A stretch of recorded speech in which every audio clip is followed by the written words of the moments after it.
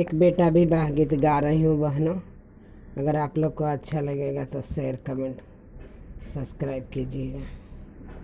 सुनिए गा रही हूँ।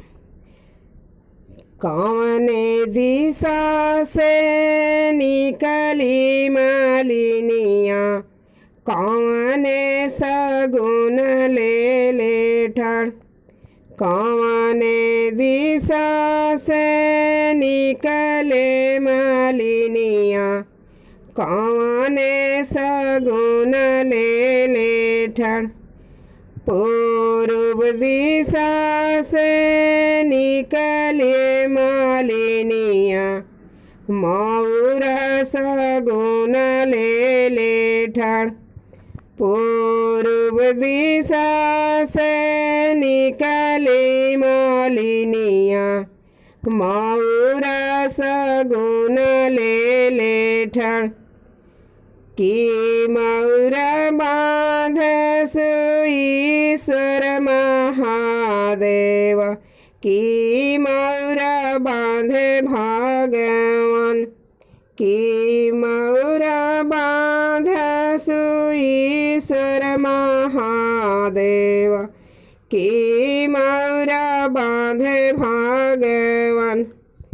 नाही मौर बांधले ईश्वर महादेव, नाही मौर बांधे भगवान।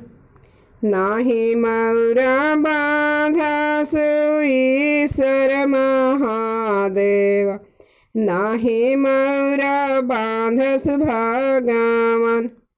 मौराज बांधस दुल्हा कवन राम, बांध चलेले ससुरार। मौर बांधस दुल्हा कवन राम, बांधी चलस ससुरार। ससुरे के बंगला के छोटी हो दुअरिया, आट के मऊरवा के झोंप। ससुरे के कोठी के छोटी हो दुअरिया, आट के मऊरवा के झोंप। भीतरी बाड़ू की बहरे कवन रानी, पकड़ा मऊरवा के झोंप। भीतरी बाड़ू की बहरे कवन शुभवा, पकड़ा मऊरवा के झोंप।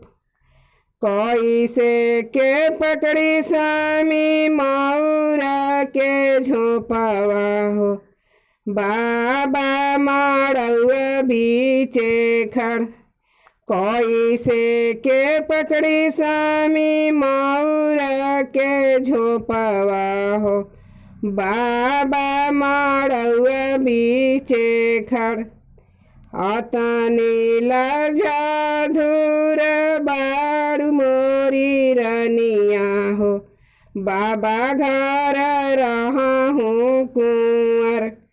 अतना लजाधुर बाड़ू मोरी रनिया हो, चाचा घर रहा हूँ कुंवर।